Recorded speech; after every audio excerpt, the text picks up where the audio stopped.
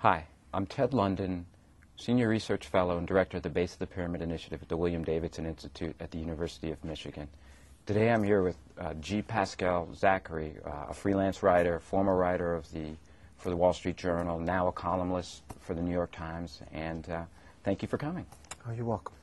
Could you tell us a little bit about your background? And one of the things we want to talk about today is your experiences with Africa and kind of what led you to that area of interest.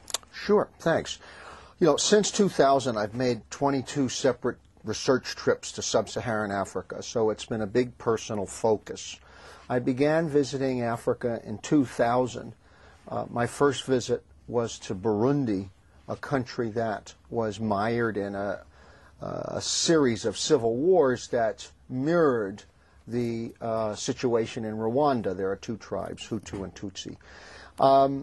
I, at the time, was a foreign correspondent for the Wall Street Journal. I was based in London, your namesake, and I got very interested in African affairs, African issues, and to an extent, I felt my encounter with Africa exposed the inadequacies or the limits of journalism.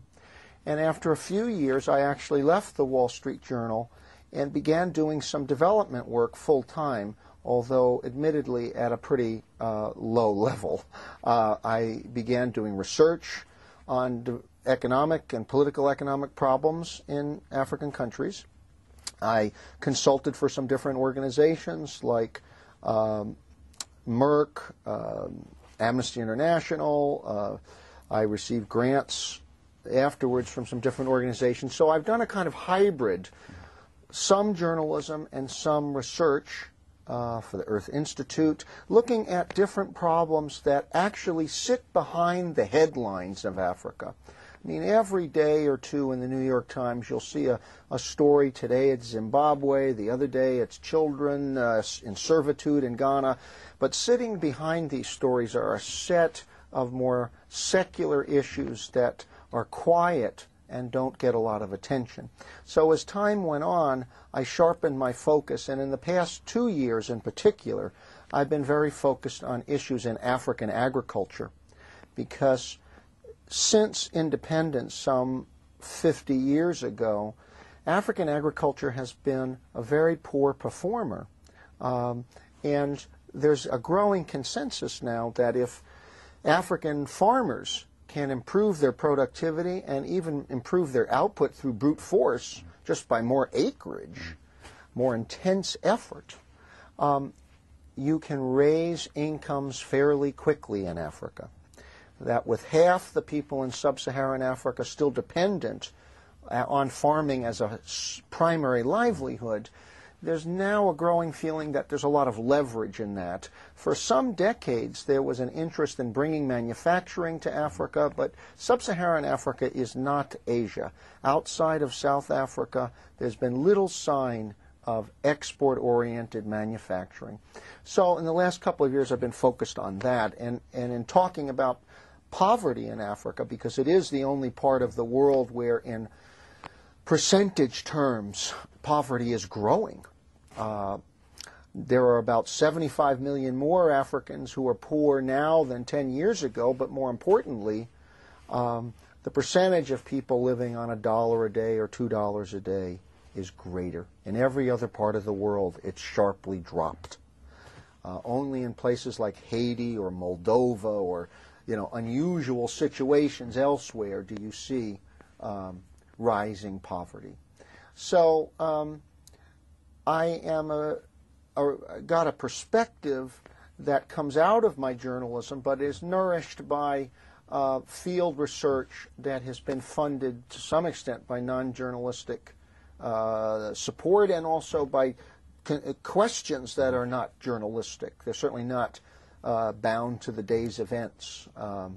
There's been a long-term deterioration for African farmers for a lot of reasons, and in recent years we're seeing somewhat of a reversal. So people are interested in some of the work I'm doing because it's a little cutting edge in certain ways. It doesn't just portray Africans as victims that are buffeted by forces beyond their control. It looks at Africans as central actors in their own drama and people with options who have power and they're using that power in different ways. That's why I like this concept called Africa Works, and I've got a website devoted to this concept, because too often Americans in particular see Africa as a dysfunctional place where the dysfunctionalities have to be squarely addressed. Well, you don't move from sickness to health. You move from health to greater health. And so I'm trying to focus on the functionalities in Africa. Some things do work. Mm-hmm. And I think by understanding better what does work, not to the extent that you're ignoring what doesn't work, because you just need to spend time in any major African city to be very aware that a lot of things aren't working optimally. But even some suboptimal performances are better than nothing. And so a lot of my work has examined, why do, let's take for instance cotton. Why has cotton grown? Why is the African share of the cotton market growing when it's declining in tobacco, declining in tea, declining in coffee? This is an area where it's growing. Why? Even with all those subsidies, even with, what is it some of the cities in Africa and some of the informal sectors in Africa that have allowed the cell phone to take off tremendously, to the point where 10 years ago these are happening in supposedly dysfunctional, really screwed up basket cases. Well, let's talk about that, because I've lived in Malawi for a couple of years, and a lot of the work we do around these ideas of base of the pyramid kind of, to some degree, capture that thought that there's actually some very interesting, good things going on, yes. and we don't often see them, and we tend to focus on what's wrong instead of what's right. Yes. So I would agree with you. Yeah. But let's talk about agriculture, because that's obviously interesting. Subsistence agriculture is kind of the backbone, at least for the parts of Africa I've lived and worked in, which is kind of the eastern central part of Africa. And you've talked about kind of thinking about what's right, and also thinking about kind of changing that and making it the engine and doing more. I get the hint of that. What specifically are you thinking about, in doing that? How does that happen? Well, one thing to keep in mind is when you say subsistence agriculture, most subsistence farmers have a cash crop. So that's one thing, is that agriculture in Africa is very varied. It's varied on two modalities. One is on what is grown. Farmers who grow cotton also grow beans. They also grow corn. They may also grow peppers or something else. Then it's also diverse on the modality of size. Yes, they're all small by American standards, but there's a big difference between having an acre of land and 5 acres of land. So there's a big difference between a farmer in Uganda and one in Malawi that has essentially a few feet, and one in Uganda that may have 5 acres. So generalizing, we've overgeneralized about African farmers, and there are quite significant variations.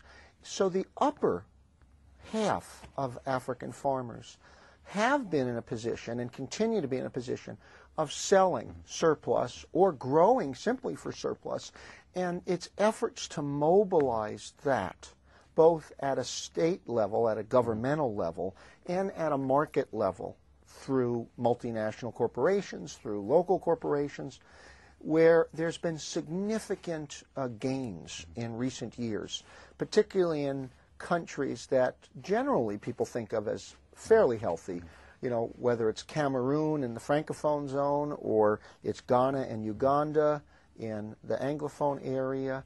Certainly Kenya has had some big successes with cash agriculture. So I think that one thing I'm encouraging people to do is to think about diversity and to realize that there are different tendencies within the larger frame. There is a significant move in many African countries of elites, urban elites, buying farms, using their superior education, relatively speaking, to farm smarter. And so I think that it's a dynamic area.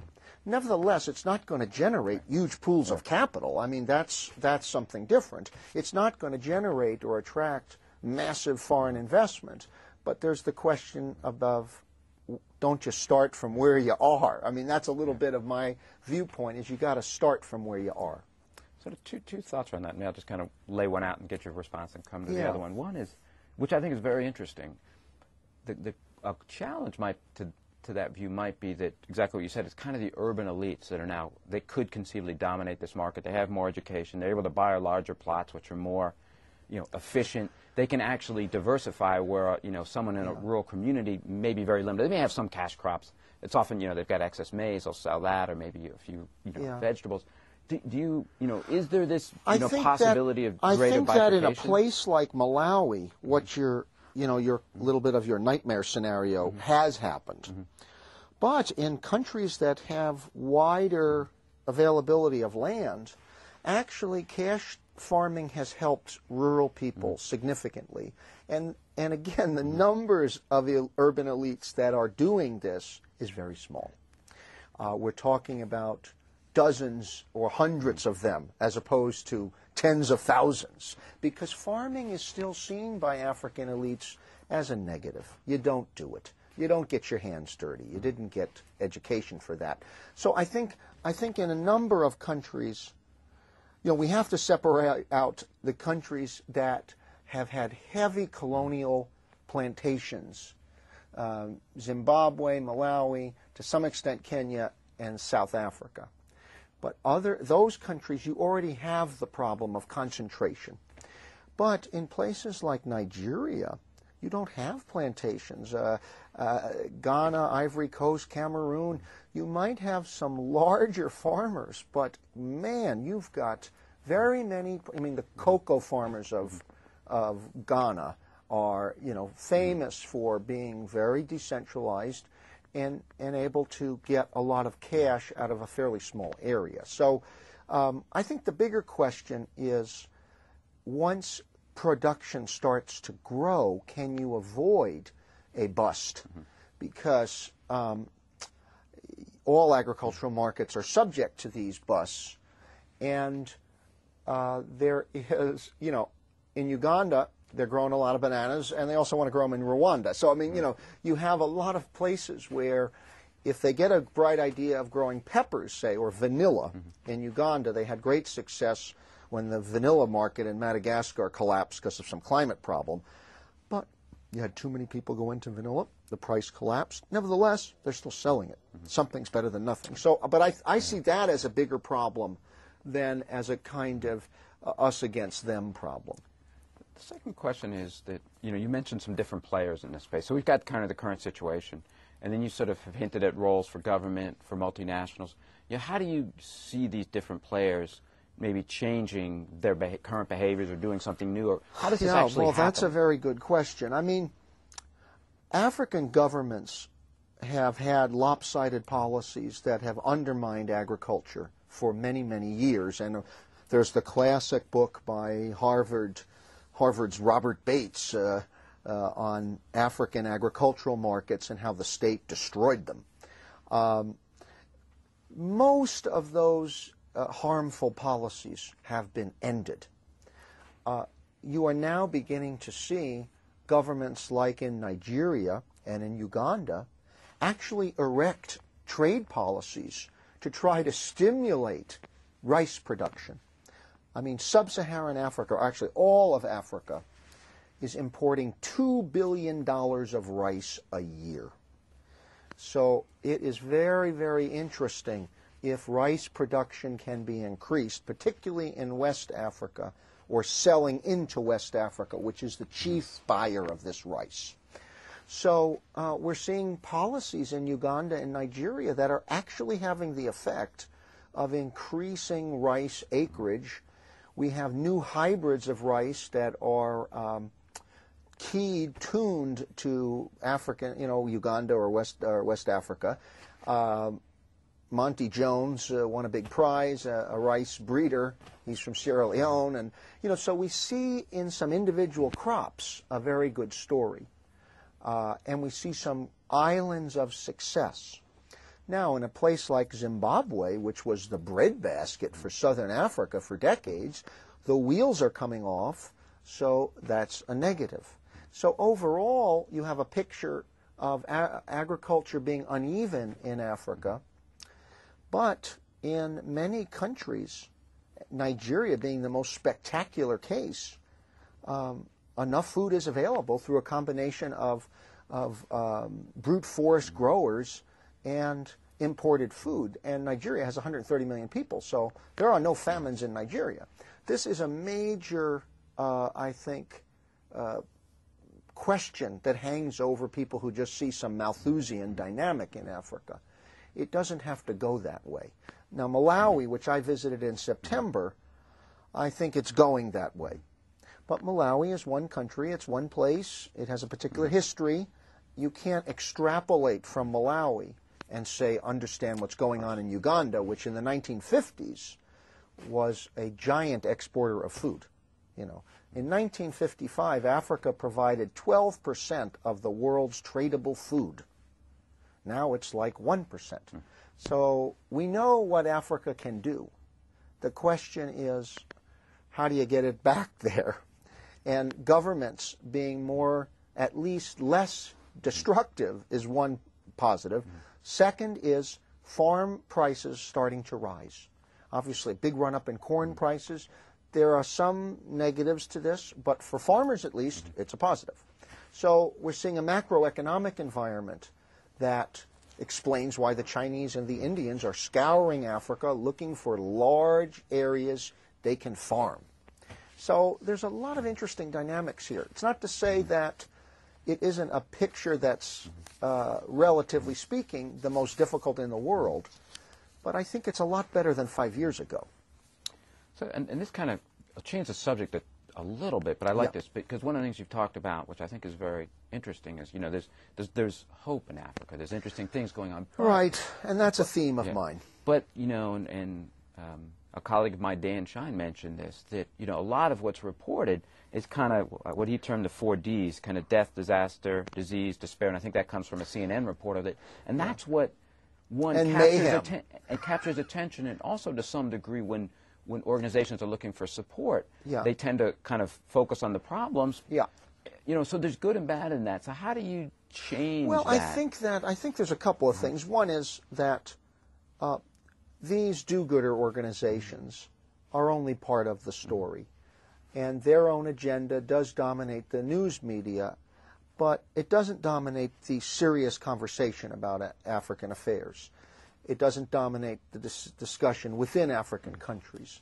So one is, it's largely irrelevant.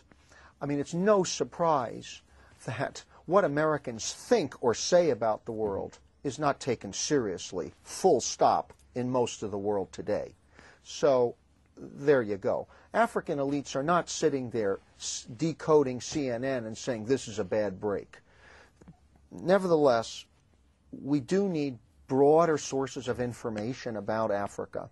And I think one way to get that is to encourage the media to tell us about people and structures that are working. They can be improved, but they're working. So don't just tell me about girls or being raped or about people with diseases. You know, let's hear about, say, a region or a country in Africa where ethnic groups are getting along, building something together. And I think that it's really a question of trying to broaden the frame. And I think that would help policymakers. Nevertheless, my own experiences is that policymakers and donors are place very little emphasis on media coverage. I think they'd like it to be better, but they don't hold out much hope that it will be. And in a lot of ways, they're creating their own media. I mean, let's take the Daily Monitor in Kampala. Excellent newspaper. If you are an East African, you can read East Africa's leading newspapers every day online. If you are a Ghanaian, you can read the Ghanaian Chronicle, the Daily Graphic. Same for South Africa. So in some sense, the range of opinion is much broader. Now, it's true CNN has a special influence, or the New York Times does, but it's a lot, again, it's just like the cell phone. It's a lot better situation than 5 years ago when, when grandma's out there in a village and you're sending her money and you can never even talk to her. So I think things are more varied than we're often expecting. Although I think I tend to agree with you that there's a lot of interesting things happening, but unfortunately the negative is what we often hear a lot of, and that doesn't mean that that's probably true in any type of news. No, and also I'm not saying it's not bad. I'm just saying that it was worse 5 years ago when there were less sources that people could get to. And I think that it's easier now to bypass the mass media and go directly to the World Bank's report on so-and-so, or go directly to the Amnesty or Human Rights report and decode it yourself. And that's a benefit. Well, let me ask you as we kind of wrap this up. You've talked about some of the things you've done and what you're working on. Where are you going from here? What's your next kind of line of thinking? What do you hope to accomplish in the next few years? Well, I would like to still work on African agriculture and issues around the political economy of farmers and ordinary people in Africa. That's one big thing. I'd like to do more with new political arrangements that might arise. I have an article coming out soon in the Milken Institute Review that looks at trying to break out of the reflex response that we prop up the existing borders and the existing sovereignty of every troubled African country. It may be time to start looking, at least in a few cases, to doing something different. In the way that South Sudan has been promised an election vote on independence or secession, essentially, in 2011 or 9 or 8. I mean, it's, whenever it is, when it really happens. But when you look at the Congo, which is as big a country as Germany, France, Italy, Spain, and Britain combined, and when you look at the billions that the international community has spent in the past 10 years maintaining the territorial integrity, quote unquote, of this mythical place called the Congo, would that money be better spent allowing and supporting new state formation? Because by freezing these borders, are we just strangling our efforts to improve these countries? Because it would be a little bit like saying that the Civil War never should have happened in the U.S. We should have just kept saying, hey, the southern states could have gotten aid from France to teach their slaves to read. And maybe they would have agreed in 50 years to free their slaves. And maybe the World Bank would have paid southern governments money to let their slaves go free over a period of decades. It's not always the answer to buy people off and appease them the way we're doing with African governments that are terrible. Maybe we should let some of them fail and see what comes up instead. I don't mean chaos, but a place like the Congo, Katanga, the center, there are some logical nations that could grow out of the Congo. Same thing with Sudan. But we have to have some courage to try it because it's not going to be pain-free. But what's happening now in the Congo, months after the elections, second round, can't inspire anybody to think this is great. This issue you've raised, I think, is very provocative. Yeah. And I think that we could spend another hour or two just debating that. Yeah, and that's the level but, I'm at it. I mean, I don't have answers, but you asked about a research agenda. That would certainly be on it. Yeah. And I think it's provocative, so I'm sure that we're going to hear more from you about that. Okay, well, thanks a lot for the chance to talk with you both. Thank you. Thanks. It's been very enjoyable. Yeah.